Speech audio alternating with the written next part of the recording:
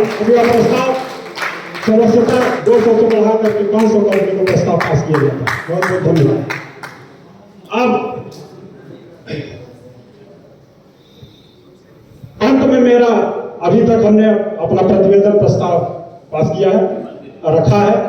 अब मेरा एक निवेदन है जिसे अध्यक्ष मंडल स्वीकार करेंगे और आप सबसे भी साथियों, मैंने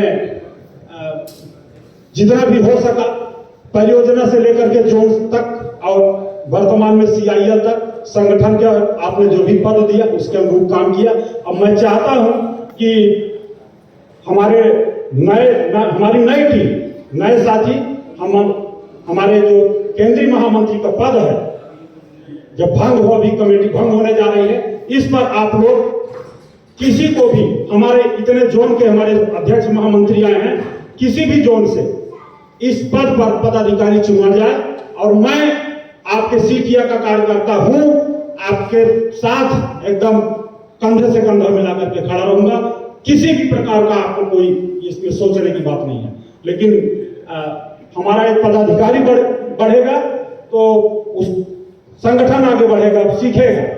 हम लोग तो है नहीं, अब थोड़ा सा आराम भी दिया जाए, बहुत दिन से काम करते हो गए तो कुछ निजी जिंदगी भी दिया जाए। बहुत संगठन होता है, हमारे बहुत जोन आए हैं और हर जोन में ये किया जाए। हमारा तो NCL जोन है ही बम बम, और इसी के साथ मैं कमेटी को आगे भंग करने के लिए संरक्षण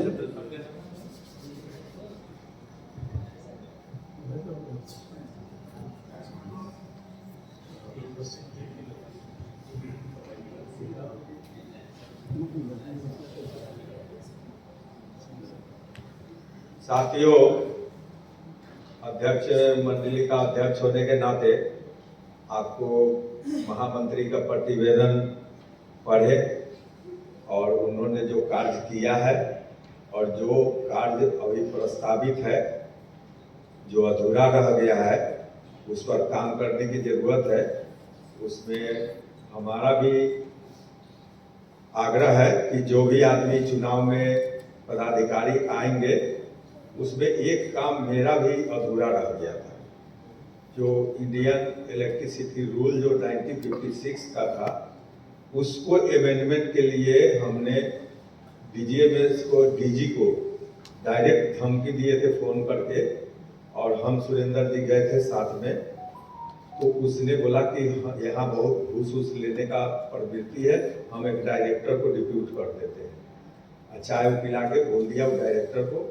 उसने बोला कि हम चिट्ठी बना के दे देते हैं कि ये 56 रूल को अमेंडमेंट करा लीजिए, और उसके लिए हम लोग चिट्ठी उठी करस्पॉन्डेंस किए थे। लगता है पटेल जी के पास में है या नहीं चिट्ठी का, खोजेंगे, देखेंगे उसको फाइल में। तो एक वो काम बचा हुआ है कि इंडियन इलेक्ट्रिसिटी रूल बना 1956 में और ITI के गठन हुआ 59 में। तो जो सिलेबस उसमें था 56 में, तो वो सिलेबस हम लोग पढ़ चुके थे, तो फिर उसी का परीक्षा देने का क्या उचित है। इसलिए उसको अमेंडमेंट करे कि इस क्वालिफिकेशन के आदमी ITI होल्डर, डिप्लोमा होल्डर पर इंक्रीमेंट नहीं है, इसलिए वो सिलेबस पढ़ चुका है वो। और दूसरा है कि अभी तत्काल प्रभाव से जो हम लोग का केंद्रीय कमेटी है उसको भंग करते हैं। जो परिपाटी है हम लोगों का, उसके हिसाब से उसको भंग समझा जाए, और इसकी सूचना भी दे चुके हैं ये लोग रजिस्ट्रार वगैरह को कि हमारा अधिवेशन होगा, केंद्रीय कमेटी भंग किया जाता है। और उसके तहत में आपको अध्यक्ष, मतलब जो अनुभवी, जुझारू और आप लोगों के बीच में लोकप्रिय जो बराबर मिलते हैं, वैसे अध्यक्ष को चुनाव करना है। एक कहीं दूसरे जोन में कार्यकारी अध्यक्ष को भी चुनाव करना है, जो उसको रफ्तार देंगे।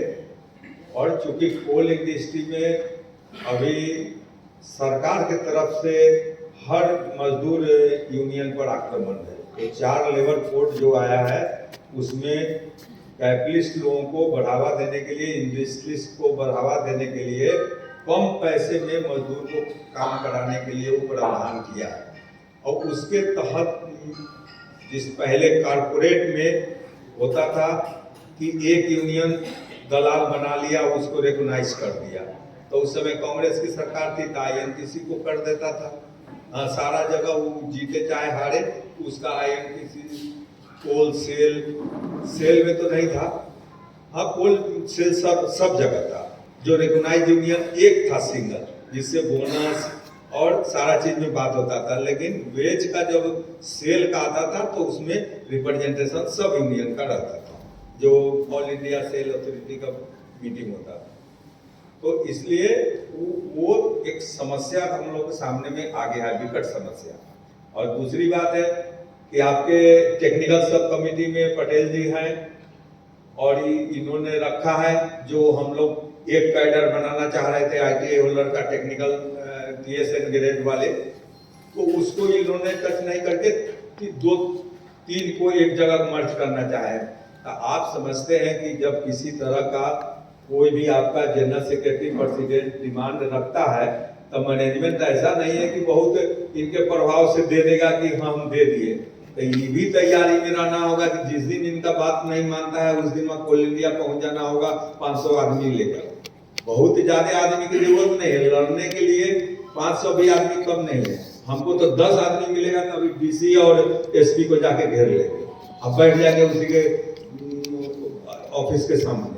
10 आदमी चाहिए, जिद्दी आदमी 10 भी चाहिए। तो लड़ने का कोई अंत नहीं है और कोई मुहूर्त नहीं होता है, लड़ाई स्वयं हो जाता है। जिस तरह से ITA होल्डर का गठन हुआ, मतलब जी जैन जैसा वो भी मतलब जल रहा था भीतर से, अपमान से जल रहा था कि सारे लोग सिमेवा उमेवा के साथ में जो रह रहा था नॉन ITA होल्डर लोग, उन लोग अपना पोजीशन बना